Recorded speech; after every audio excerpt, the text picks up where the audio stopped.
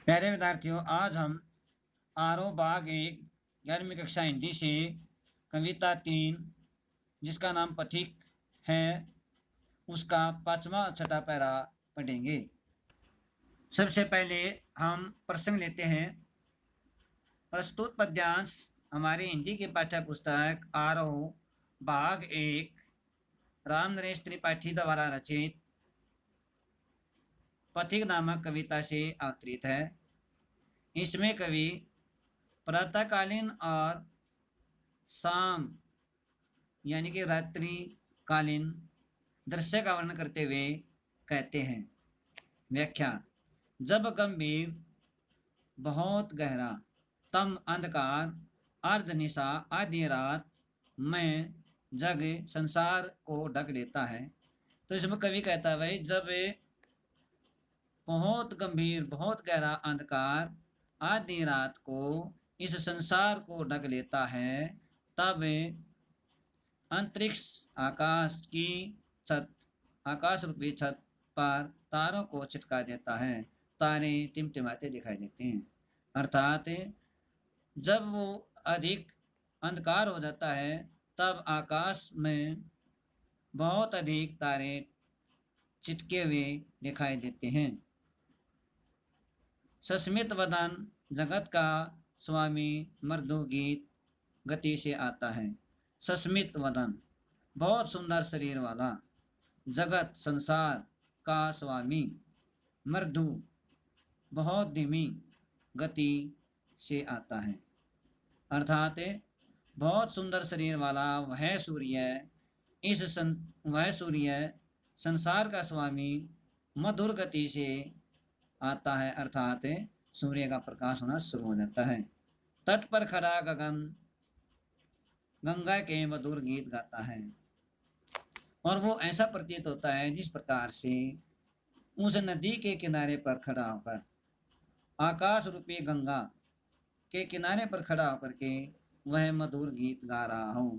अर्थात जब उसका प्रकाश होता है, सूर्य का प्रकाश होता है, तब वो आकाश में जो आकाश गंगाएं हैं, आकाश गंगा एक नदी के समान बहती हुई तारों का समूह, वो आकाश गंगा कहलाता है, मधुर गीत गाता है। अर्थात वो समाप्त होती दिखाई देती है। उससे ही विमुग्ध हो नभ में चंदर भी हंस देता है।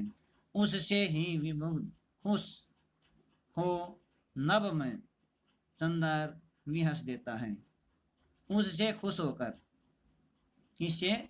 सूर्य से खुश होकर के नभ में चंदर, आकाश में चंद्रमा भी हंसता हुआ सा प्रतीत होता है, क्योंकि चंद्रमा सूर्य के प्रकाश के कारण चमकता है, इसलिए वह हंसता हुआ सा प्रतीत होता है।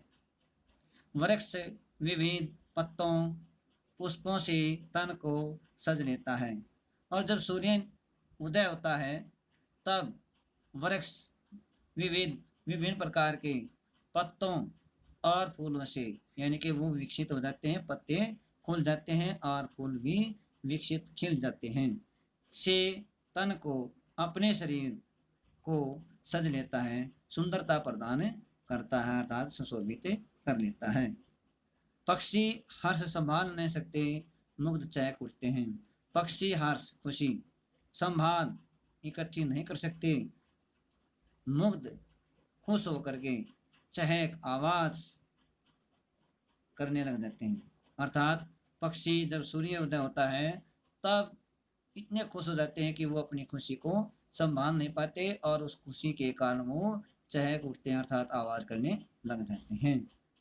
फूल सांस लेकर सुख की सानंद महक उठते हैं, और जो वृक्षों पर फूल हैं वे भी सांस लेते हुए से, अर्थात वो विकसित हो जाते हैं, और सांस लेते हुए से वो क्या है, सुख का अनुभव करते हुए महक उठते हैं, खुशबू प्रदान करते हैं।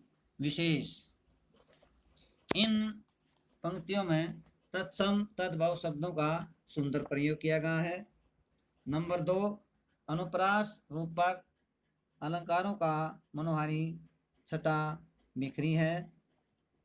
नंबर 3, जैसे अंधकार का तारों को छिटकाना, जगत के स्वामी का गीत गाना, चंद्र का हंसना, और पत्तों से वृक्ष से अपने शरीर को सजा लेना, इसके अंदर मानविकता अलंकार की छटा निराली है। नंबर 4, चित्रात्मक शैली का प्रयोग किया गया है। नंबर 5, इन पैरों में, इन पद्यांशों में प्रसाद गुण विद्यमान है। भाषा सरल और भावानुकूल है।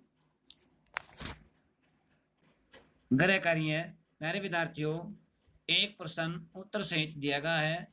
ये आपने साफ कॉपी में लिखना और याद करना है। इन दोनों पद्यांशों की सह प्रसंग व्याख्या विशेष सहित लिखनी और याद करनी है।